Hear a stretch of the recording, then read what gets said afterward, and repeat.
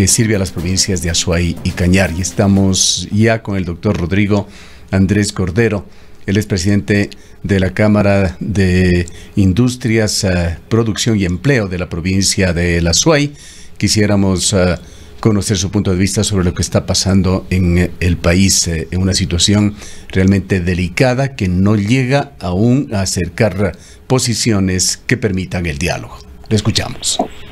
Muy buenos días, Gustavo, muy buenos días, Rosana, y un saludo especial a los radioescuchas de Antena 1. Mire, como todos, muy preocupados por lo que está ocurriendo. La situación social y política del país es realmente compleja. No es un problema que data de 1, 2, 3 meses, un año o 2. El problema y el conflicto del indigenado en Ecuador, recordemos, empezó a hacer noticia desde la época del gobierno de Durán Ballén, y desde ese entonces el país no ha logrado articular una solución sostenida, sustentable en el tiempo, para la problemática que aqueja a un grupo importantísimo de la población que ha sido históricamente marginado. Y es responsabilidad de todos quienes hacemos esta sociedad atender ese problema, pero hacerlo de una manera completa, no con soluciones parche, que es lo que generalmente se negocia cuando hay medidas de hecho, Gustavo. Doctor Cordero, muy buenos días. Gracias por acompañarnos en esta mañana. Uno de los temas que ha venido preocupando y que ha sido motivo de análisis es esta necesidad de diálogo, pero al parecer no hay las herramientas, las condiciones para que pueda darse un diálogo que sea además sensato, que sea transparente, tanto desde la posición del gobierno nacional como de la posición del sector indígena. Se ha hablado de la posibilidad de que haya algún tipo de mediación. En su momento se llegó a decir que podría ser la Asamblea Nacional. La Iglesia Católica también se ha pronunciado en este sentido, diciendo que ellos podrían ser parte de este proceso de negociaciones, pero en definitiva no vemos una salida que parta al menos de una sensatez por parte de quienes están involucrados para sentarse a dialogar. Sí, efectivamente no ha habido un diálogo fructífero aún, Rosana, pero más bien hay señales de que sí hay en ambas partes la voluntad de dialogar.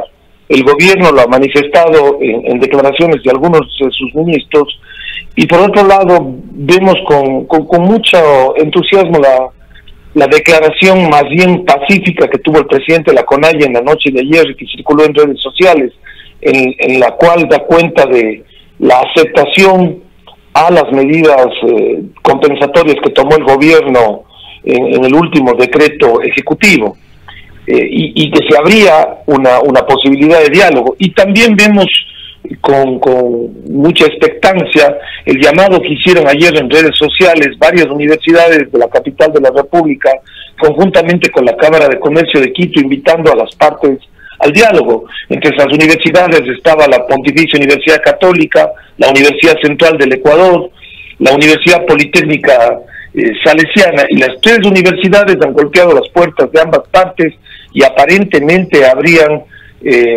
tenido oído en los dirigentes de ambas posiciones, y habría la posibilidad de un diálogo.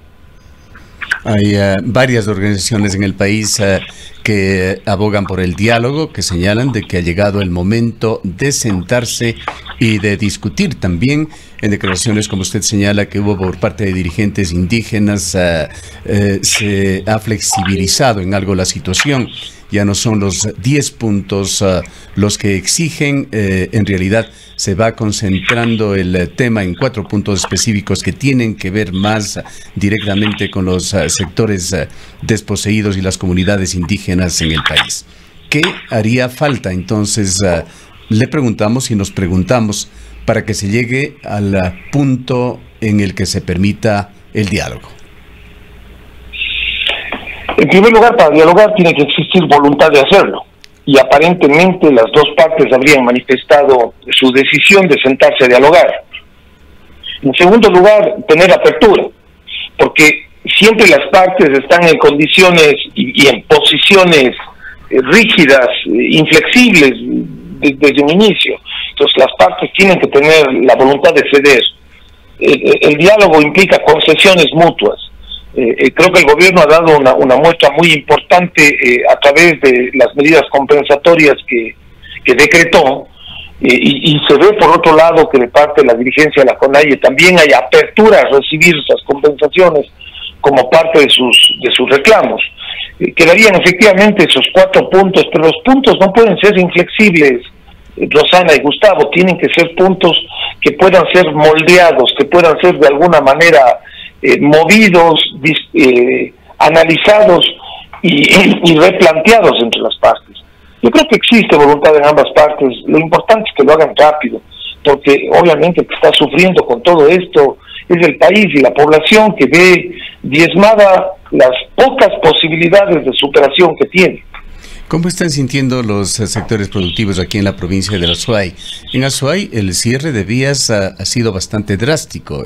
Quizá está entre las provincias más afectadas por este tema. El día de hoy se encuentran cerradas las principales vías que van hacia el norte, hacia el sur, hacia la costa ecuatoriana. Las dos opciones que existen están cerradas. La cuenca Molleturo en la zona de Churute, como habíamos informado. En los días previos hubo problemas en Sayausí, al momento estaría despejado allí, pero no se puede llegar igual ya hacia la costa ecuatoriana y particularmente a la ciudad de Guayaquil. Está también cerrada la Panamericana Norte, está cerrada la vía a Loja. Al momento, por lo menos, no tenemos reportes de cierres hacia el oriente ecuatoriano. Pero esta situación, ¿cómo afecta a las actividades en esta provincia?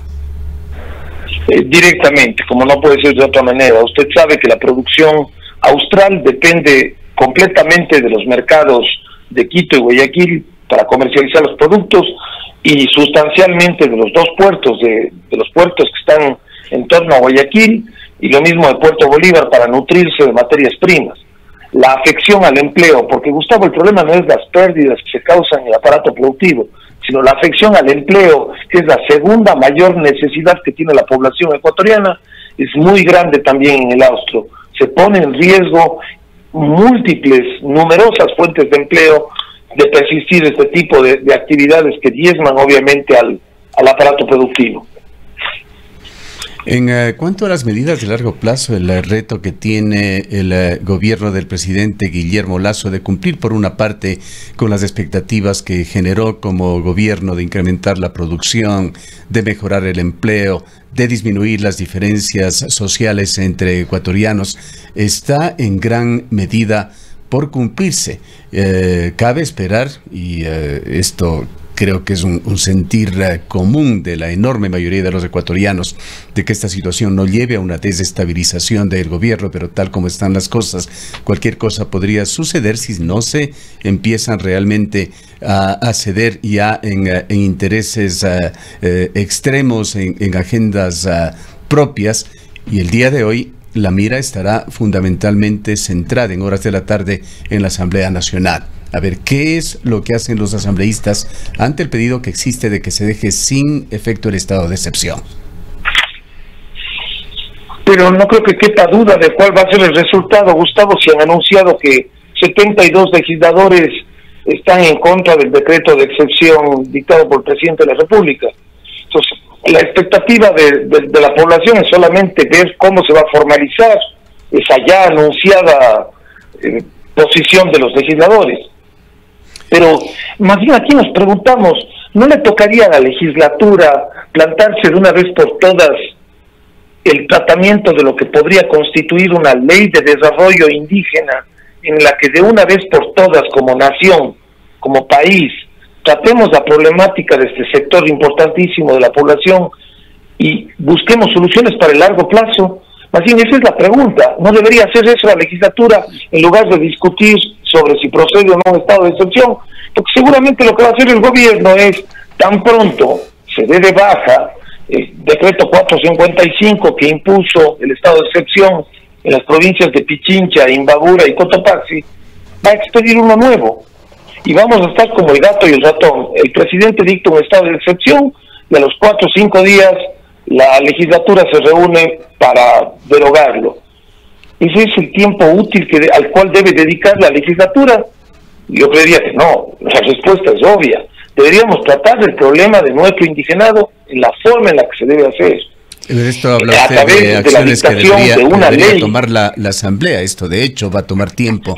Nos preguntamos si es que esto es llegar a una conclusión de que el gobierno ha perdido margen de acción, o qué es lo que debería hacer el gobierno de Guillermo Lasso en la actual compleja circunstancia. Y además quizás, Rodrigo, considerando que las demandas de la CONAIE no tienen que ver únicamente con la problemática del indigenado, con la problemática del sector indígena, y es por ello que se han ido sumando distintos sectores sociales para este 22. Han anunciado ya los trabajadores, la Unión Nacional de Educadores también salir a las calles. Los estudiantes, las universidades no han sido ajenas tampoco a esta problemática y a estas demandas que estaría exigiendo el sector indígena, que a donde quiero ir es que no es un problema únicamente del sector indígena. Hay varias cosas, Rosana, en su pregunta. La problemática social atañe a toda la sociedad y efectivamente existen problemas, vacíos, carencias en múltiples sectores de la sociedad, sino en toda la sociedad. Somos un país con una problemática social, un nivel de pobreza muy alto. Entonces es obvio que los temas a los cuales se está refiriendo la CONAIE no sean exclusivos del indigenado, sino sean transversales a la mayor parte de la población. Bien. La pregunta es, ¿cómo salimos de esto? Así es, exactamente, de esta compleja encrucijada que afecta a toda la ciudadanía. Le dejamos un mensaje final a doctor Cordero. Coméntenos el punto de vista gremial, la necesidad, además, de que esta compleja situación, respetando lo que es los derechos constitucionales, el derecho a la protesta, se puedan dar, pero en una situación racional que no signifique esto daños mayores para la población, para la misma población que está protestando. Pues es claro que con esta situación de desabastecimiento, con la violencia que se ha presentado y que puede presentarse en las calles, no hay ningún sector que gane. Todos perdemos. Usted lo ha dicho, todos perdemos. El hecho de protestar, que es el ejercer un derecho constitucional de alto rango, no implica que se le puede afectar al resto de la población a trabajar, circular, alimentarse, educarse, y eso está ocurriendo. Ante todo, nuestra posición es constructiva, Gustavo, el diálogo ante todo. No podemos afectar al resto de seres humanos porque estoy defendiendo lo que a mí me parece que sea lo adecuado. Por supuesto que se debe respetar el derecho al disenso, el derecho a tener un pensamiento distinto, pero sin afectar a los otros. Nosotros hemos hablado siempre de trabajar, de no parar, porque creemos que el trabajo es la única salida que tiene este país. Pero ante todo aquí lo que cabe, Gustavo y Rosana, es el diálogo. Por favor, a las partes, hagan todos los esfuerzos por dialogar y constructivamente encontrar una salida. Bien, muchísimas gracias al doctor Rodrigo Andrés Cordero, presidente de la Cámara de Industrias, Producción y Empleo en la ciudad de Cuenca.